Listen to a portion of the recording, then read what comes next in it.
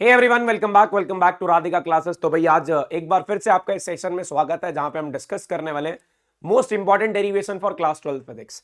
ऐसा ही एक वीडियो हमने हाफ ईयरली के लिए अपलोड किया था। हाफ ईयरली के लिए आपको मोस्ट इंपॉर्टेंट डेरिवेशन बताई थी और बहुत ही ज्यादा पॉजिटिव रिस्पॉन्स उस वीडियो पे हमारे को मिला और बहुत सारे बच्चों ने एग्जाम देने के बाद बताया भी sir most of the derivation आपके बताई हुई डेरिवेशन में से आ रही थी। तो आज हम ये पूरी एंटायर फिजिक्स की डेरिवेशन आपके साथ डिस्कस करने वाले हैं। और मैं आपको बता दूं यार, जो ये डेरिवेशन की लिस्ट है, इस लिस्ट का जो भी पीडीएफ होगा वो आपको टेलीग्राम पे हमारे चैनल पे मिल जाएगा, टेलीग्राम वाले चैनल पे। और उस टेलीग्राम का लिंक मैंने आपको डिस्क्रिप्शन बॉक्स में दे रखा है। वो डिस्क्रिप्शन बॉक्स से आप हमारे टेलीग्राम चैनल को सब्सक्राइब कर सकते हैं। वहां पे सारे नोट्स और जितने भी डेली हमारे वन शॉट होने वाले हैं और जितनी भी हमारी जिस ये इसकी लिस्ट होने वाली है, डेरिवेशंस की लिस्ट होने वाली है, सारा कुछ हम वहां पे शेयर करने वाले हैं। इवन हमारी वीडियोस के लिंक्स, जो हमारी लाइव क्लास होती है, उसके लिंक भी आपको टेलीग्राम पे मिलने वाले हैं। तो टेलीग्राम को जरूर ज्वाइन करना, जिसका लिंक आपको डिस्क्रिप्शन बॉक्स में ऑलरेडी प्रोवाइडेड है। और बात आती है ये जो डेरिवेशन है कैसे कवर करें, तो मैं आपको बता दूं, हम अपने जो वन शॉट वीडियोस हमने शुरू करी है उसके अंदर लगभग 3 चैप्टर हम कवर कर चुके हैं। That is ray optics, wave optics and atom dual nature. और आज हमारा जो होने वाला है वो एटम का क्लास होने वाला है। तो उन वीडियोस में हम डिटेल डेरिवेशन कर रहे हैं। ये सारी इंपॉर्टेंट डेरिवेशन आपको उस लेक्चर्स में कराई जाएंगी। तो वो लेक्चर्स जरूर आप एक बार देखेंगे, ताकि आपको डेरिवेशन लिखने का मेथड, डेरिवेशन लिखने के मेथड के साथ साथ how to represent that derivation, कौन कौन से पॉइंट इंपॉर्टेंट होने वाले हैं, कौन सी चीजें आपको स्किप नहीं करनी है, वो सारा कुछ आपको बताया जाएगा। तो most important derivation chapter wise शुरू कर रहे हैं। धीरे एक बार वीडियो को पूरा सुनना जरूर, ताकि आपके दिमाग में वो बात घुसेगी और आपको याद रहेगा भी ये डेरिवेशन आपके लिए इंपॉर्टेंट होने वाली है। लिस्ट आपको टेलीग्राम पे मिल जाएगी, पीडीएफ इसका हम टेलीग्राम पे शेयर कर देंगे। तो भाई देखो, पहला चैप्टर है इलेक्ट्रिक चार्जेस और फील्ड। काफी सारी डेरिवेशन इंपॉर्टेंट है। अब मैं आपको बता दूं, कुछ चैप्टर तो ऐसे हैं जिनके अंदर से 5 से 6 डेरिवेशन इंपॉर्टेंट है। मतलब काफी सारी डेरिवेशन इंपॉर्टेंट है, लेकिन कुछ चैप्टर ऐसे भी है जिनके अंदर से सिर्फ एक एक डेरिवेशन इंपॉर्टेंट है या दो डेरिवेशन इंपॉर्टेंट है। इससे ज्यादा डेरिवेशन हम एक्सपेक्ट नहीं करते भी वहां से आएंगी। तो इलेक्ट्रिक चार्जेस और फील्ड की बात करूं तो electric field at axial point, electric field at equatorial point, torque on a dipole due to uniform electric field. ये वैसे तो टॉपिक एक ही बनता है, जब हम डायपोल पढ़ते हैं ना तो डायपोल का एक ही टॉपिक बनता है। इससे एक डेरिवेशन आने के चांसेस है, तीनों कभी नहीं आती हैं, दो कभी नहीं आती हैं। एक्सियल पॉइंट, इक्वेटोरियल पॉइंट और टॉर्क में से एक डेरिवेशन आने वाली है। फिर उसके बाद आता है electric field due to a infinite long wire, electric field due to a thin plane sheet, electric field due to a spherical shell. फिर इन तीन में से एक डेरिवेशन आने के चांसेस है, बिकॉज ये तीनों गॉस थ्योरम पे बेस्ड है। अगर ये तीनों गॉस थ्योरम पे बेस्ड है तो गॉस थ्योरम की एक ही एप्लीकेशन आने वाली है, तीनों एप्लीकेशन नहीं आएंगी। और मुझे जहां तक लग रहा है स्फेरिकल शेल इस साल इंक्लूड किया गया सिलेबस में, थोड़े से हायर चांसेस है स्फेरिकल शेल के आने के। बाकी भी आ सकती है, मैं फिर बोल रहा हूं हायर चांसेस स्फेरिकल शेल के, इसको अच्छे से पढ़ लेना, इस बार सिलेबस में इंक्लूड किया गया है। बाकी ये सारी डेरिवेशंस आपके लिए इंपॉर्टेंट होने वाली है, ठीक है। अब इसके बाद आता है इलेक्ट्रिक पोटेंशियल एंड कैपेसिटेंस। तो electric potential at axial point, equatorial point, axial point और इक्वेटोरियल पॉइंट तो जनरल इंपॉर्टेंट था ही, लेकिन जो हमारा इलेक्ट्रिक पोटेंशियल और कैपेसिटेंस में electric potential at general point of dipole है, इसकी डेरिवेशन बहुत इंपॉर्टेंट है। तो general point of derivation, general point of dipole के ऊपर जो आपने पोटेंशियल, इलेक्ट्रिक फील्ड हमारे सिलेबस में नहीं है, जनरल पॉइंट पे जो पोटेंशियल निकलता है उसका बहुत इंपॉर्टेंट डेरिवेशन हमारे सिलेबस में। फिर इलेक्ट्रिक पोटेंशियल एनर्जी की खास कोई डेरिवेशन है नहीं, इसको मैं ये लेके चलूंगा भी, ये हम इंक्लूड नहीं कर रहे हैं क्योंकि इसका न्यूमेरिकल आता है। Capacitance of parallel plate capacitor एक इंपॉर्टेंट डेरिवेशन है, A epsilon naught by d इसका रिजल्ट आता है। Capacitance of capacitor with dielectric slab. फिर उसके बाद जब उसके अंदर डाइलेक्ट्रिक स्लैब डाली जाती है तो उसको इंसर्ट करने के बाद जो कैपेसिटेंस निकलती है वो इंपॉर्टेंट है। एक डेरिवेशन लास्ट ईयर तक इंपॉर्टेंट थी, that is energy of a capacitor.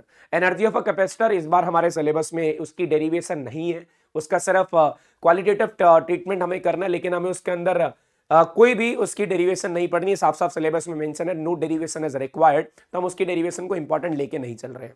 तो करंट इलेक्ट्रिसिटी पे आते हैं। करंट इलेक्ट्रिसिटी में ड्रिफ्ट वेलोसिटी की डेरिवेशन, ड्रिफ्ट वेलोसिटी के बाद I is equal to NEAVD वाला रिलेशन निकालना, करंट और ड्रिफ्ट वेलोसिटी का रिलेशन, ये डेरिवेशन इंपॉर्टेंट है। फिर उसके बाद cells in series, cells in parallel.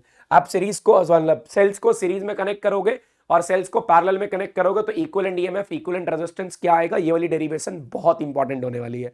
तो डेरिवेशंस आपके लिए इंपॉर्टेंट होने वाली है। मैं आपको ये बता सकता हूं, अगर आप सिर्फ डेरिवेशंस पढ़ के जा रहे हो तो आप ये लगा लो, सिर्फ डेरिवेशंस ना पढ़ के जाना, पहले तो ये सजेशन दूंगा। अगर आप फिर भी डेरिवेशंस पे थोड़ा ज्यादा ध्यान दे रहे हो, न्यूमेरिकल्स पे थोड़ा कम ध्यान दे रहे हो, क्योंकि कुछ बच्चे ऐसे होते हैं जिनका न्यूमेरिकल पोर्शन वीक होता है, डेरिवेशन भी आपको एक अच्छे मार्क्स दिलवा सकती है। आप सिर्फ कंसेप्ट पढ़ के जा रहे हो, न्यूमेरिकल्स आपका वीक पोर्शन है, तो आपको डेरिवेशंस, कंसेप्ट्स, आपके वन शॉट वीडियोस, मतलब जो भी आपने हमारे वन शॉट वीडियोस लगाए हैं वो आपको अच्छे मार्क्स दिलवा सकते हैं। फिर बता रहा हूं, नोट्स आपको सारे टेलीग्राम पे मिल जाएंगे। टेलीग्राम चैनल को जरूर सब्सक्राइब करना, क्योंकि वहां पे बहुत सारे नोट्स आपके लिए अवेलेबल है, बहुत सारी वीडियोस आपके लिए अवेलेबल है। मैग्नेटिक इफेक्ट ऑफ करंट में magnetic field at the axis of the ring की एक्सेस पे magnetic field due to toroid और सॉलिनॉइड एक इंपॉर्टेंट डेरिवेशंस है। Force between parallel wires, torque on a current loop, conversion of galvanometer into ammeter and voltmeter. अब मैं आपको बता दूं यार, यहां पे जो ये डेरिवेशंस है ना, ये हमने अपनी मर्जी से एज्यूम नहीं कर रखी, इंपॉर्टेंट है, ये प्रीवियस ईयर्स में पूछी गई है। अब जब प्रीवियस ईयर एग्जाम उठा के देखोगे ना, प्रीवियस ईयर एग्जाम में ये सारी डेरिवेशन बहुत बार रिपीट हुई है। अगर ये डेरिवेशन रिपीट हुई है तो इस बार भी रिपीट होने के हायर चांसेस हैं। तो उस बेसिस पे हमने ये डेरिवेशंस का एक चार्ट बना रखा है। अभी इस चार्ट का यूज करके आप मोस्ट इंपॉर्टेंट डेरिवेशन पढ़ सकते हो। फिर इसके बाद आता है हमारे पास मैग्नेटिज्म।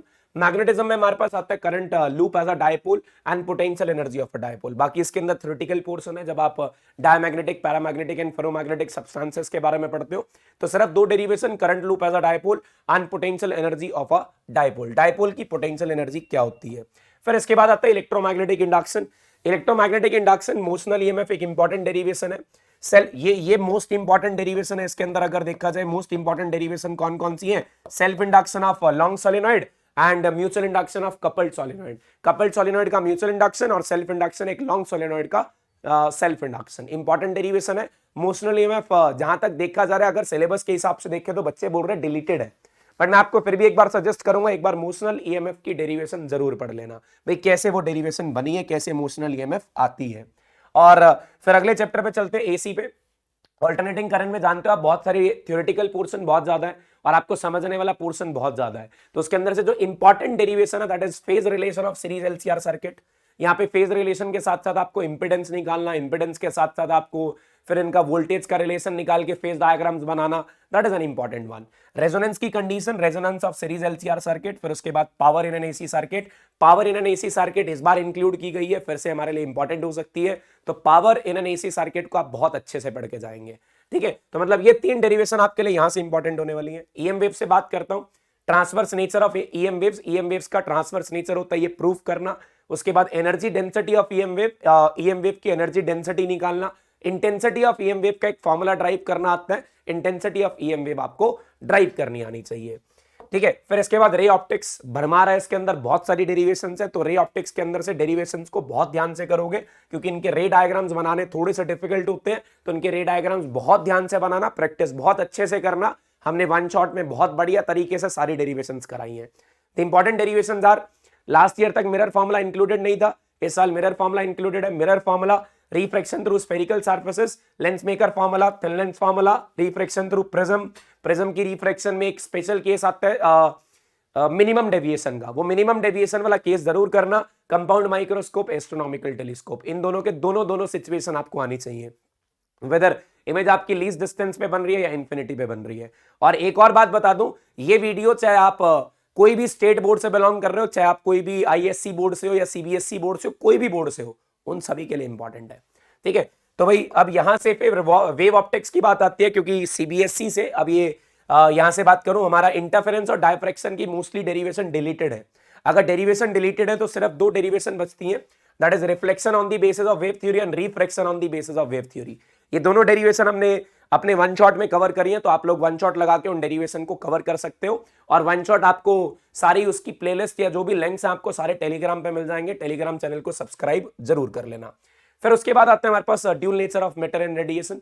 वैसे तो इस चैप्टर के अंदर थ्योरेटिकल पोर्शन ज्यादा है, बट फिर भी मैंने दो तीन फॉर्मुलाज यहां से उठा लिए, जैसे आइंस्टाइन फोटो इलेक्ट्रिक इक्वेशन होगी एक, ये जिसके अंदर लाइट की एनर्जी दो पार्ट में यूज होती है। इसका वन शॉट अभी 2 दिन पहले अपलोड करा, बहुत जबरदस्त वन शॉट है।